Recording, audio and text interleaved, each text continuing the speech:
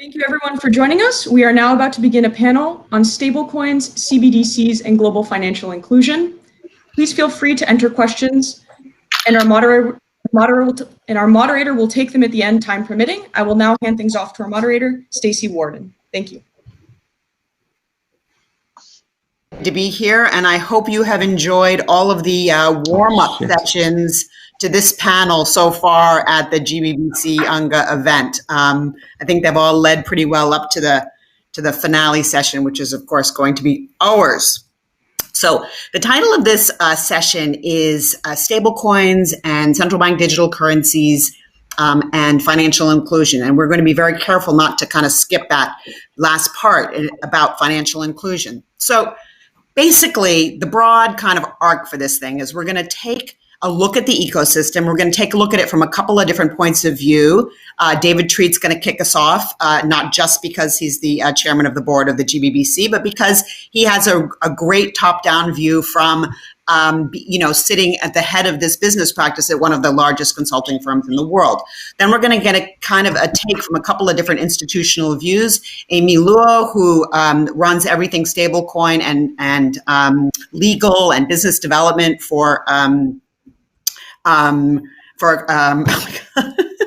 Coinbase. And then we're going to look at Michael Song is going to take us on a little bit of a kind of a international focus and also look at it from a little bit of an investor focus. And then we're going to dig in about the financial inclusion part. After we're sort of done with that, we're going to look at a couple of different issues, like what is this ecosystem going to look like from an economic structure point of view? If we decide that stable coins and digital currencies are good for financial inclusion, and only if we come to that conclusion on this panel, ladies and gentlemen, but if we decide that that is true, then we're going to look at the sort of supply side and demand side, perhaps barriers, and what needs to happen to make this work, and to make this work for the millions of people that don't have financial inclusion right now. And so that's kind of basically how it's going to go. So with no further ado, David Treat, why don't you tee us off a little bit and give us kind of a just a broad summary of how you see the space has evolved and where are we now, in particular with stablecoins and what they represent. Sure. Thanks, Stacey. And so maybe just from the widest, as you suggest, from the widest view, we've been building this digital world, all around us for the past few decades. And it's been enormously prolific and valuable in distributing information. But of course, it has not done anything. We've carried this orthodoxy with us that to exchange value or to have the payment part of a transaction, that's a separate flow.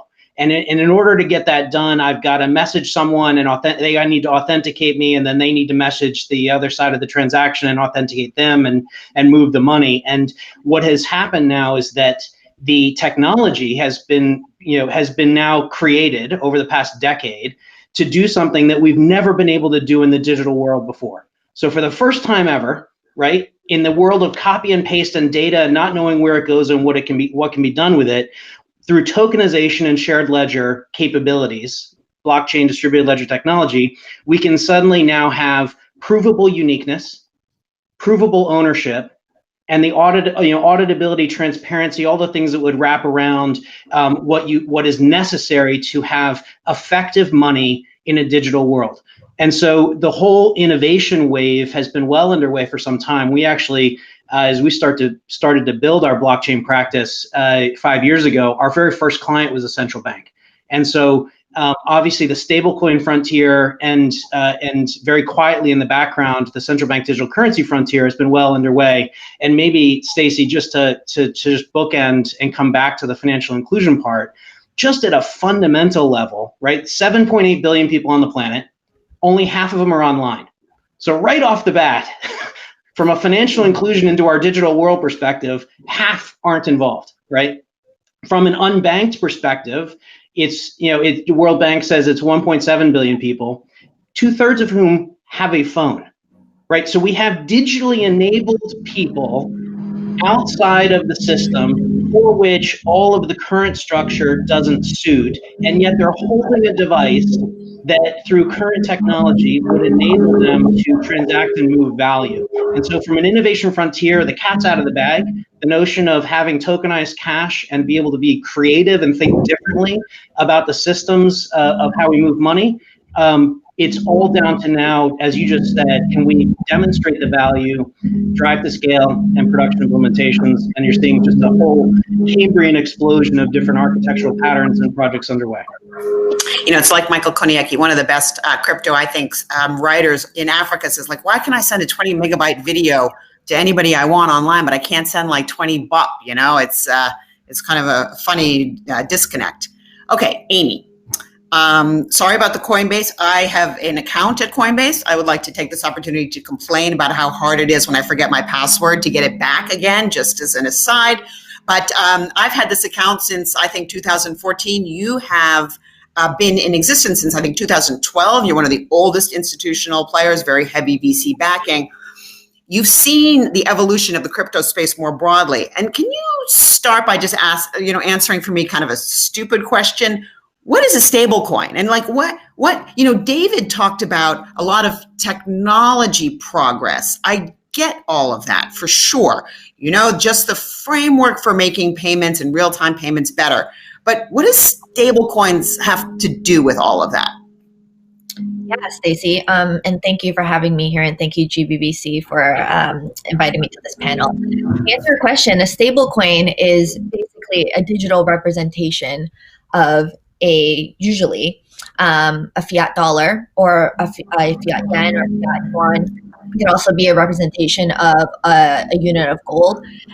Basically, you take that and contrast it against sort of the volatile cryptocurrencies that we have out there. So the Bitcoins and the Ethereums, price can go up, price can go down, and stablecoins really rose to prominence as sort of that stable medium when people wanted to sort of exit say a volatile trading position. You can put your money into an asset, a digital asset, so you're staying on the blockchain, that you can have certainty that it wouldn't sort of fluctuate up and down.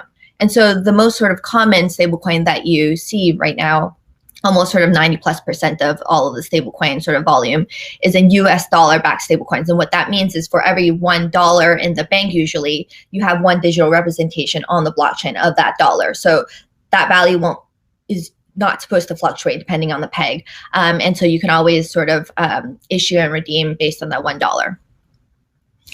And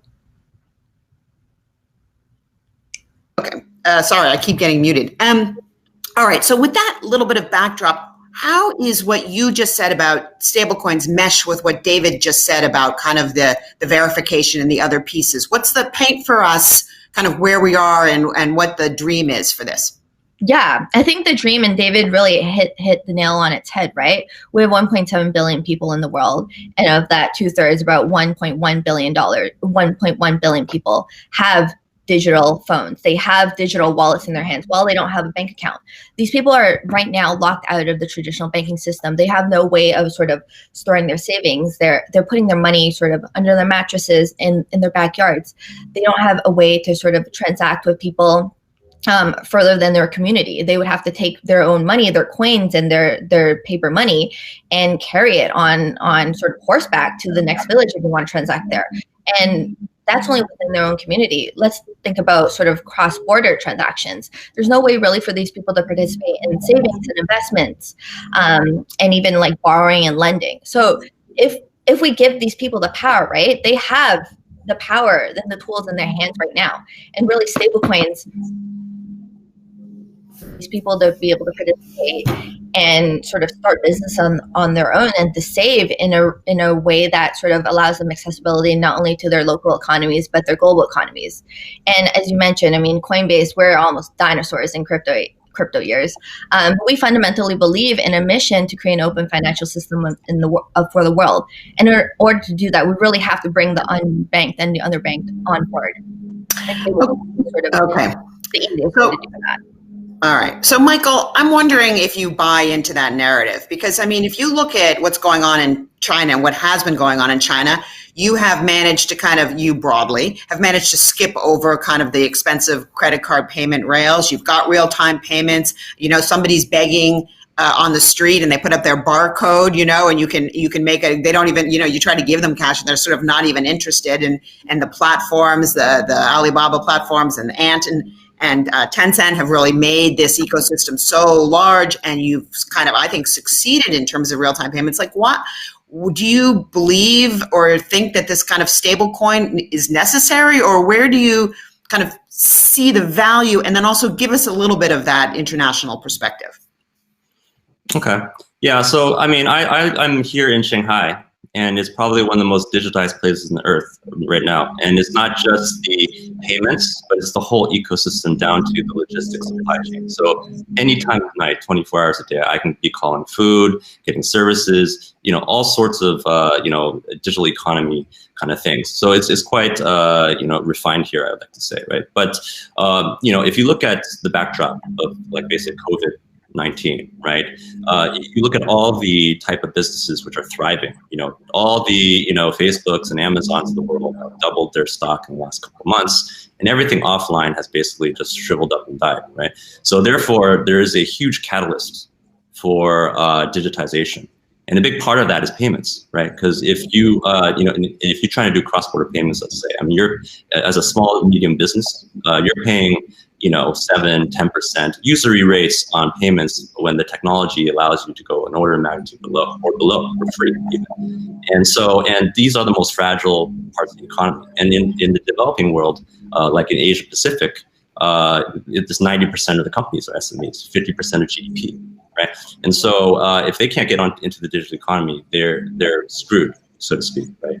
And so I view that to be a huge opportunity as well. Right, because now we can take these digital finance tools and we can take all this technology, fintech capability, and democratize its access to the world. Okay, get all these people to join the digital economy. There's been studies that have been shown for every dollar that you put into infrastructure, you get a multiplier effect, like literally like a 5x return on downstream consumption that occurs. Right, and that's why China is one of the few economies now that are positive in terms of GDP growth, modest, right? But for a huge economy, not bad given what has happened, right? So I think there are possibilities here. The opportunity here is to be able to invest into that for the whole world, right? East and West, to invest into the digital economies of what was the highest growth economies of the world before post-COVID, and then it's a win-win-win for everyone, right? So I think that's where it's going. Okay, David, I'm going to circle back to you actually before I head to Dante. I think it's still staying kind of high level to me. It's about technological progress and it's about, real-time payments, but how is this about stable coins? I'm reading the title of this session, and I'm keen to get us focused on, what is it about the rails? I mean, they're real-time payment rails. What is it about the rails that exist right now that stablecoins specifically are supposed to solve for? So it's a good question. I think one of the challenges in front of us, and you see it playing out in the debates across the world, right, in multiple environments, is there are too many use cases, and so you kind of have to let's like pick apart and jump into a few of them, maybe a little bit deeper to get to that, so what and why. And I know I'm teeing up Dante here, so he can thank me later. But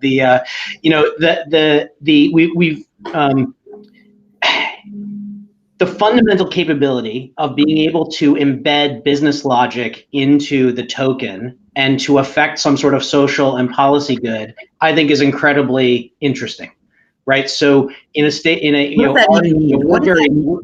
does that mean? Yeah, so let me bring that to life, right? So in the U.S. context, when we think about benefits distribution and we think about the food stamps program, right, we are giving someone a token to go buy milk, eggs, cheese, and not guns, drugs, other, right? We've made a social policy choice around a benefit that we want to distribute, and the system by which it's executed today is analog, it's offline, and so our ability to actually encode into what should be a digital transaction, the actual value, and the business logic of whatever societal choices we make in that environment, I think is wildly powerful. Yeah. And so I think what we're seeing now are different combinations of public and private ecosystems forming around that enabling much more valuable, accessible, efficient digital transactions where you can apply this notion of embedded business logic. And that's just kind of one thing. Okay. I think the other thing that's incredibly, and, you know, just to pick one more example, our current financial system is largely useless when the network's not available, right? How many times have we, you know, I mean, put all form of natural disaster aside, and I'll leave that again. You know, that whole notion of if the network's not available, it doesn't matter what's in your account balance, you're unable to transact. One of the special features in this space of having a digital token as a bearer instrument that's on that phone, that NFC to NFC device, you can make a non-repudiable, definitive certain transaction, and have it work and not create double spend issues and the like. Again, really powerful. So you kind of have to jump right, and then given, I'll skip over the capital markets use case. Yeah. Financial inclusion. Yeah, we'll do that later. Yeah, we'll do that. I would pass to Dante now, and he can do a more eloquent job of some of these use cases than I can. Okay, and then NFC is, of course, near field communications. But David, let me just ask you one quick follow-up question. What state are you from? What state did you grow up in the United States? Born in Boston, a little bit in Connecticut, mostly in Philly.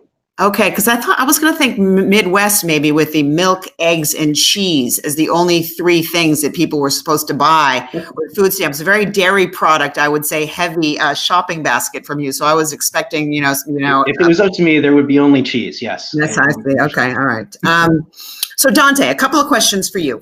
First, my first question is, did you notice the little jab that Amy gave at you about how, the 90% or 95% of stablecoin business is in CBDC, center stablecoin and not Libra? I don't know if you kind of picked up on that, but I wanted to let you respond to that. And then secondly, what is the financial inclusion proposition here? First of all, more broadly. And second of all, why is, and I know this is not a specifically Facebook project, but it was a Facebook kind of engendered project. What was the thinking behind setting up the consortium? What is the dream that you're trying to accomplish? And how are you, what is kind of the mission there from a financial inclusion perspective, particularly? Well, thank you, Stacey. It's great to be involved, of course, in this panel. And to contextualize my remarks, let me start with some commercial diplomacy and, of course, extend an olive branch to Amy, who I think, as a member of the Libra Association, believes, as I do, that this is an all ships rising moment. And that, if anything, a stable coin is nothing more than imitation being the sincerest form of flattery. What we're trying to replicate in designing a stable coin is a more perfect digital version of fiat currencies and underlying reference assets, but giving them the very type of programmability and use that David described.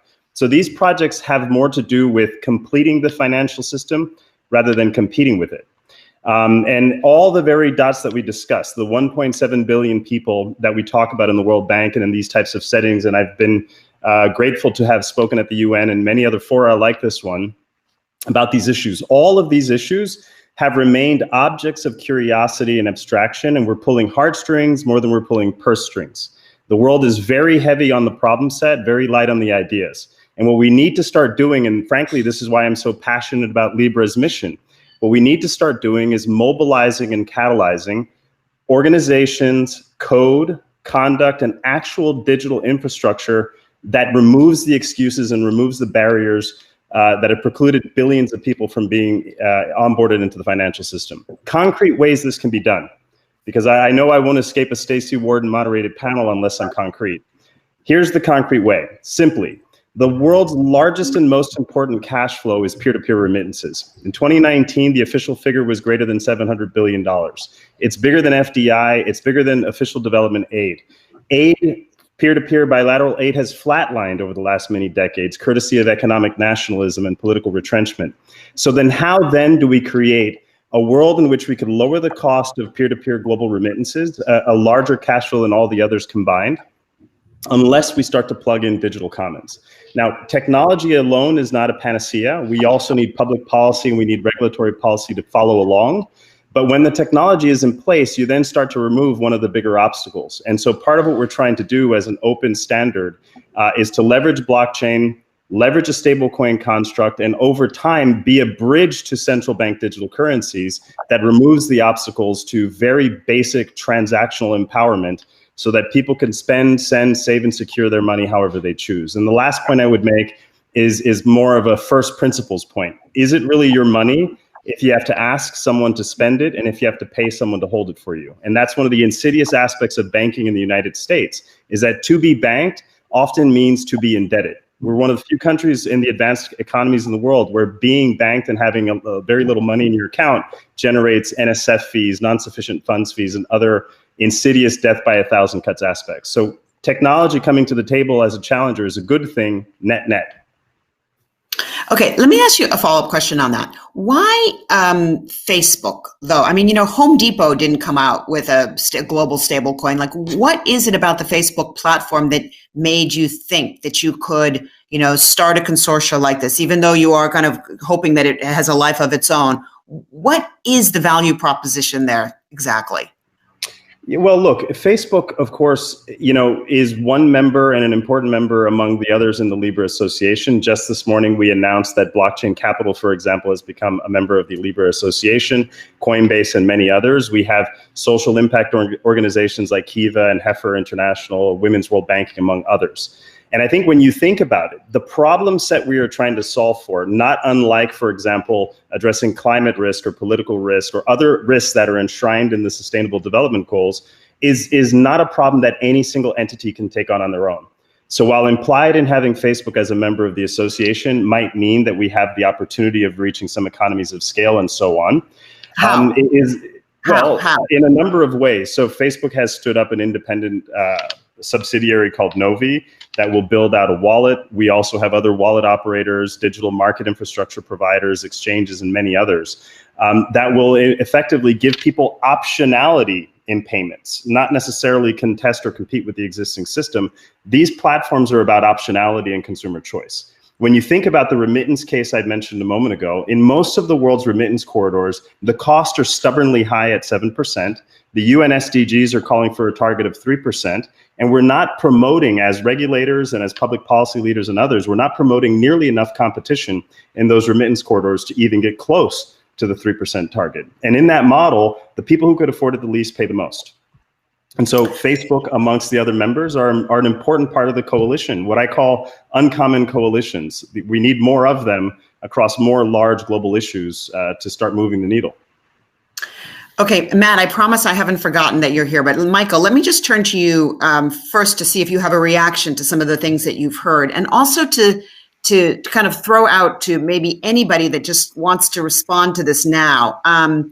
The reason that Western Union will charge you 7% is because they have to have those physical shops everywhere where people can bring cash and get cash. That's the cost base of that. And so as long as you've got kind of a population that is still wedded to cash, I don't know to what extent you're actually solving this problem. So Michael, let me just turn to you first for any reaction, and then maybe if anybody's got something to say about that, and then Michael, then Matt, I promise to get to you. Okay. Well, I think it's a question of choice and optionality, as Dante said, right? In Hong Kong, we have a good example of that. There's a company called TNG for providing cross-border payments, primarily with a market focus on Filipino and Indonesian maids. There's 600,000. It's almost 1/10 the population. So before, they would stand on Sundays and all day and pay that fee for Western Union to remit things back. Now they can do it with a digital wallet, and it's literally one-time cost. And I think there isn't a need to hold cash. I mean, in certain areas where there's a cultural or other sort of dynamics, that may still be the case. But in general, the ease is just like, why would you want to use the postal service if you can send email, right? And it's an optionality to do it, and you would just use email if you could, right? And so the hardware has been commoditized. In some cases, business innovation can reduce that to zero and provide the hardware for free and make up for it in future consumption or fees and transactions. So I think there are a lot of very interesting innovations that can be brought to bear bring it to that point. Okay. Anybody else want to pop in before I go to Matt?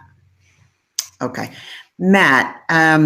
Thanks for participating. You are kind of the policymaker on the panel, and I'm wondering if you have a reaction to what you've heard so far and what you think needs to be done, what you are doing to create this kind of world. If you agree that that's, first of all, do you agree with the directionality that the panel has been talking about so far? And if you do, what is important to do, and what are you doing to kind of bring this about? Yeah, thanks for the question, Stacey. I mean, I think, from my perspective, I guess I would start with kind of the problem, which I think COVID has unfortunately laid bare. And I would kind of frame the problem in two different areas. I think one is that payment systems, unfortunately, I think we've seen have underperformed. Frankly, I mean, I think with we've seen that certainly with regard to the stimulus payments. And then financial inclusion, obviously, has become, I think, the challenges associated with that have become even more obvious. If you think about the PPP program, for example, and the number of small businesses that did not have access to that program initially because of the bank they happened to bank with. So I think that those are kind of two real fundamental problems that I think have become obvious from through COVID. Now, whether stablecoins or CBDCs are the solution to either of those two problems, I think is really an open question. I think that, from my perspective, both in New York, but having done emerging markets work in the past, it's that, inertia is a huge barrier to consumer behavior and to implementing these type of new products. And so, I think that, they're both very promising, but changing consumer behavior, particularly at point of sale with merchants, can be very challenging. In New York, I'll just mention briefly, we have a regulatory framework for virtual currency business activity. We've now licensed more than 24 companies in that space, and we have approved several of our entities in issuing stablecoins. So I think I think that the fact that we have proactively approved the issuance of stablecoins, says something. Now, whether that's a solution to kind of financial inclusion, these broader problems, I think that I think we're still waiting, frankly, to see kind of what the killer use cases will be, and whether it can solve some of those more difficult. Okay, do you agree with Dante's characterization, though, of the existing system, which I think he called something like insidious? Well, I mean, I do. I agree that the existing system does not function well for everyone. I absolutely think that's true. Okay. Amy, what should we do? What needs to happen? Before I get to that, I do want to say in my own defense and to make sure that Dante continues to invite me to that was good, guys. Coinbase, we definitely are a member of the Libra Association, and one of my great joys in my day job is working with Dante on all legal and policy matters. So we're definitely supportive of that. But I think you did bring up a very important point, Stacey, that the fact that 90+% of stablecoins out there are US dollar backed is a reflection of the current system, right? US dollar has been the global reserve currency for over 100 years, and that's stemming all the way back from the Bretton Woods system. That's not to say that this is going to be reflective or this sort of predicts the future growth of what is going to happen in the stablecoin realm. I think that is up to be challenged, especially as we're seeing now, bring the conversation back to CBDCs. We're seeing, I think, 80% of the world's central banks doing research in this project. We're seeing certain countries in further stages of development than others, China, of course, being at the forefront of this discussion. If DCEP gets launched, and I think they're planning on releasing it at the Winter Olympics in 2022, that's going to have sort of material, groundbreaking sort of ripple effects in sort of the global economy and the global environment. We're going to see different stablecoins sort of grow and appear depending on sort of China and the dominance of sort of DCEP, especially as I mean, one can imagine it requiring sort of all of its exporters to accept payment at DCEP, and that's going to have a groundbreaking effect. So more to come on that front. That only reflects sort of the current state of affairs. Now, what can we do? I think that we really need specifically, I would say policymakers, regulatorily. You know, what can we do to create the environment for competition? Not what should each company do. Yeah, as your legal officer. Yeah. My personal opinion, I would love to see more public-private partnerships.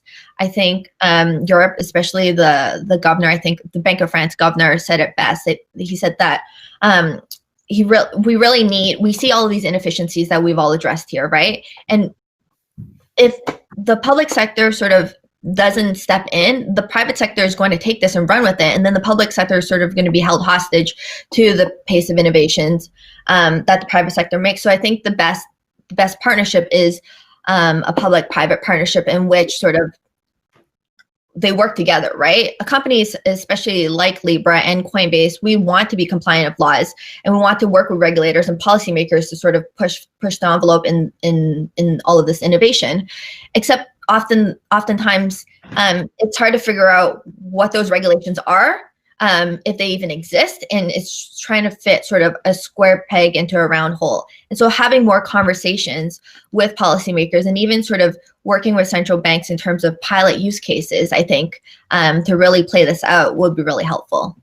Okay, Matt, she's talking about better transparency among sort of regulatory requirements and also the ability to have sort of pilot use cases. What are you doing about that in New York?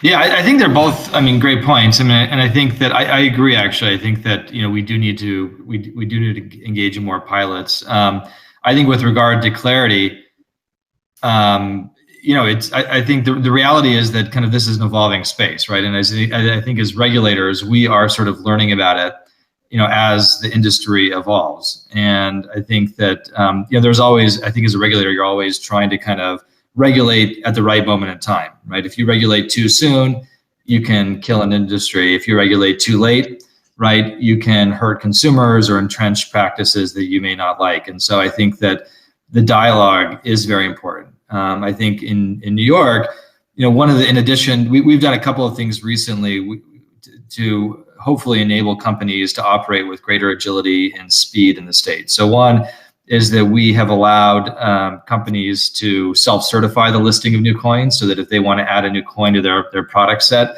they can go through a self-certification process and do that more quickly than coming to us for proactive approval. So we think that that's very important and will help some of these coins get to market more quickly.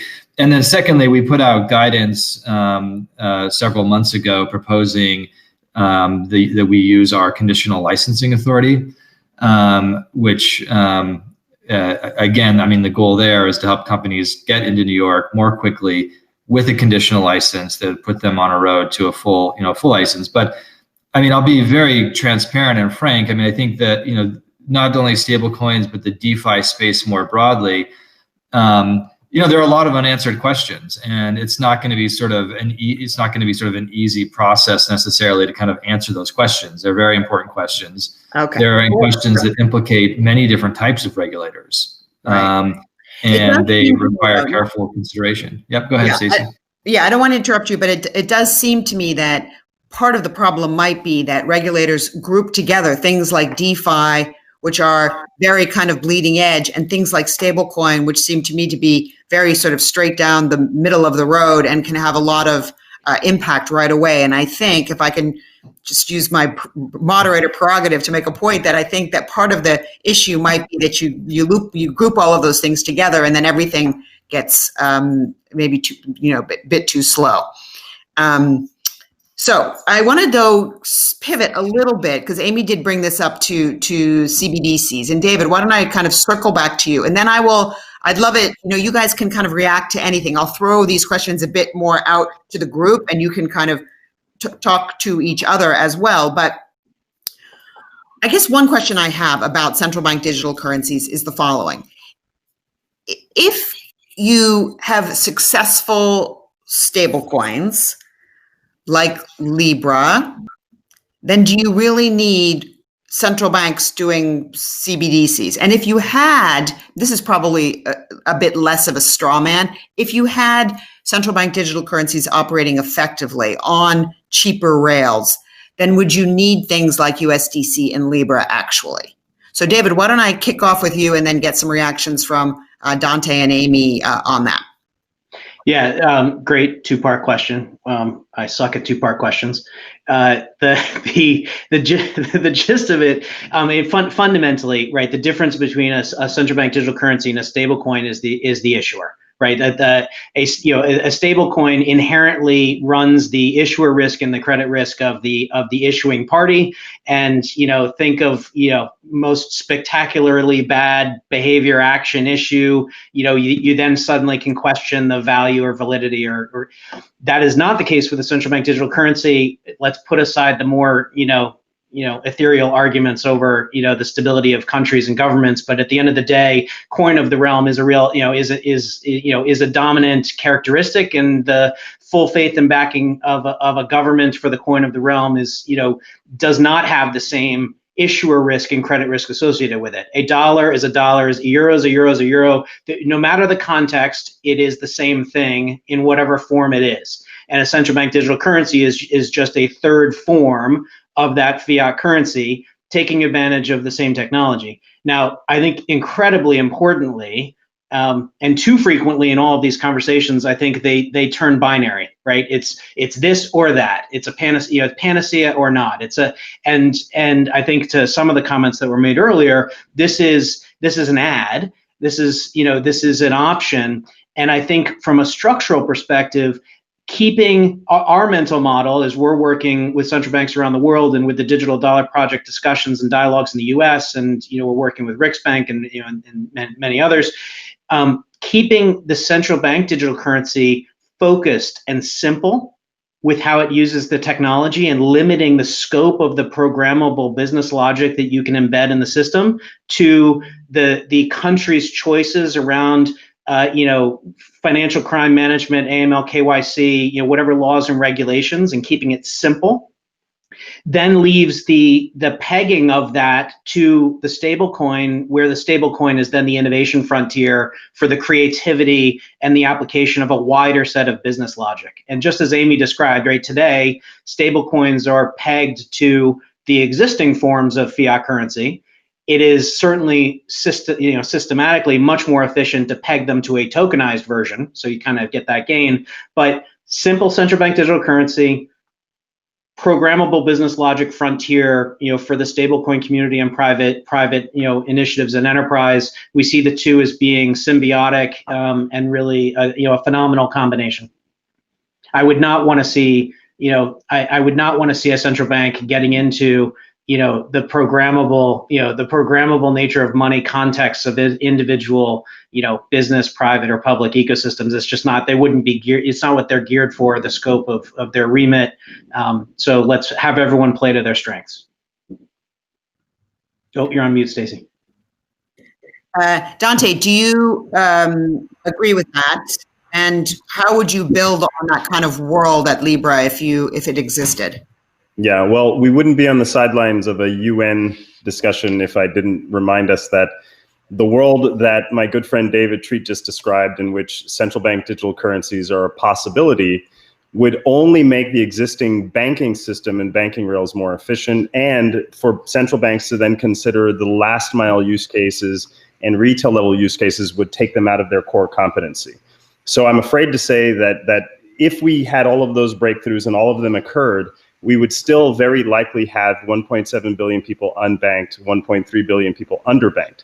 And so what I'm advocating for in a world in which central bank digital currencies are likely to exist at a wholesale level is that we ought to promote a vigorously competitive wallet environment and digital asset marketplace around it that would then enable the very type of financial inclusion, empowerment, and lower friction, higher trust financial services that can be digitally native. That's the absence that we have to fill. And what has to happen? Well, I think what are your top two? Well, you see, and this is where I would like to hear from Matt again, because I think this is, it's partly the innovation. The blockchain and cryptocurrency domain is billions and billions of dollars of potential capital and entrepreneurial energy and opportunity looking for regulatory certainty. And I think that the more we have conversations that start to espouse technology neutrality, risk-based, activity-based regulation, the more these investments and innovations will find homes. And that's one of the biggest issues I think that plagues the sector is we haven't yet harmonized the regulatory domain. Matt, what are you going to do in the next minute to harmonize the regulatory domain? Yeah, look, I mean, I think that, I think that, we absolutely need to have, more clarity. And I think that, we'll get there in dialogue with each other. But at the same time, and I think you need to have flexibility, right, within specific countries and specific geographies and different localities to enable kind of a regulator, a government to be responsive to the needs of their people and to customize the rules and regulations in those areas. Okay. All right. So we have exactly 4 minutes left. So Michael, I want to start with you to see if you've got any kind of short concluding thoughts. And then starting with you and working my way up the line, I want to give you guys each 30 seconds to answer my final round question, which is, when the Global Blockchain Business Council invites us back to do this panel in 5 years, where we will be far more main stage in UNGA, by the way, what are we going to be talking about on this panel? What is the world going to look like, and what will we be discussing about kind of moving that world forward? Michael, starting with you. Okay. Well, I just want to follow up on some points that Amy made, and also on the the fact of the dichotomy between stablecoins and CBDCs. And I think David said it best in terms of a hybrid, where everybody plays to their strengths. I'll add another dimension to that. What even just within the CBDC space, of course, the big elephant in the room is now everybody's talking about, I've been commenting on this quite a bit, is the digital RMB versus the digital dollar, and, is the digital RMB going to overtake the hegemony of the dollar, all this kind of stuff, right? So, I just want to comment on this point because I think it is worth being said, which is basically Libra, actually, you have to owe it to Dante and his crew to kicking it off, right? But a couple of years ago at WEF, you would never ever have said CBDCs was a thing. Now because of Libra, and that catalyzed China, and China is going to issue the digital dollar. And Amy has already mentioned 80% of central banks are looking at this. It's not going to be renminbi versus US dollar. It's going to be a multipolar world, a plurality of central bank issued digital currencies, as well as stable coins of various innovations, all micro fit, product market fit for the different economies of the world, and having the ability to switch between them the same way that DeFi, in an unregulated way, but maybe a regulated version of DeFi, where innovation could really thrive and take root and commercialize. So I think that is the future, and I'm looking forward to helping build that future. All right, that sounds great. Okay, what's that future going to look like in 5 years on this panel? Michael, take out your crystal ball and give us your best shot.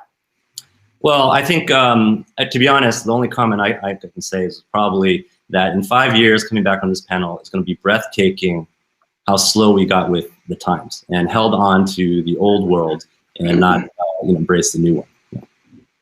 Okay, Matt, I hope you can help prove him wrong more broadly, but also, what do you think? Are you more optimistic?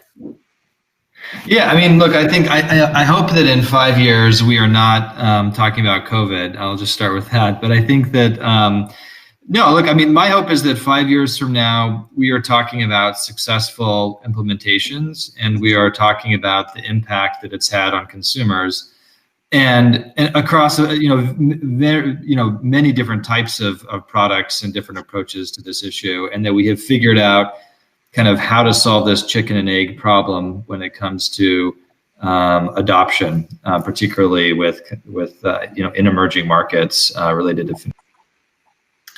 Amy, pretty, I would say, high level, very foofy, milk toasty kind of predictions from the two guys so far. Give us something concrete that we can really bite into. Oh, I was just gonna go along that theme. So that's out the window. Before I respond to that really quickly, CBDCs and stablecoins, I think they can coexist. And as everyone else on this panel has already said, you can even see multiple stablecoins for a single currency. I think in the future, you're going to have a USDC and a Libra US-backed stablecoin exist. And that really depends on sort of the product features of each CBDC and stablecoin, right? At the end of the day, these are all products that are going to be competing against each other. And if China issues a CBDC that has sort of all of these sort of surveillance features on it, another sort of person, business, or government may not want to transact in that. So you might see a private stablecoin come out of China. Okay. Simultaneous with that. So concretely, I would love to see, I think that we've already seen the Bahamas issue their first CBDC, I think, of the world, the sand dollar. We're going to see a lot more CBDCs out there. So we're going to see a lot more players sort of in this digital currency realm. Okay, finally, a stake in the ground, a lot more CBDCs. Dante, what's your prediction? Sorry, that mute button. My prediction is twofold. One, remember where we are today. We're in the midst of a pandemic that reminded us very quickly and at speed the areas of our global economy that were vulnerable going into it. And I think 5 years from today, countries and institutions will spend a lot of time remedying those vulnerabilities, number one. Number two, I don't suspect we'll call this the Blockchain Business Council UN Summit, because the technology has to fade to the background if we're ever going to have any real hope in changing the world with it. So I think the tech cannot be the protagonist any longer. We have to really prioritize and humanize the market needs, the market opportunities. We'll be halfway through the goal of 2030 and the SDGs. And if by 5 years from now we're still talking about abstractions and technology, we made a mistake. David, I'm so sorry for making you go after Dante, but close us off on your prediction for 5 years from now. Yeah, it's never good to do that. I think this is CBDCs and then certainly stablecoins. It's just, systemically important infrastructure, and that takes time to implement. So sadly, I think we will still be talking about kind of rounding out the scale implementation. But hopefully we're talking about the material scaling at that point. I think we're talking about new business models that emerge. I think we're talking about developing countries and those that are facing the most inequity, hopefully having leaped over all of the precursor technologies that got us to where we are in a developed state, and they're getting there faster. Because we'll be 80% in the cloud, we'll be all mobile, 5G worldwide, and so combinatorial value of technology driving much faster growth in developing countries.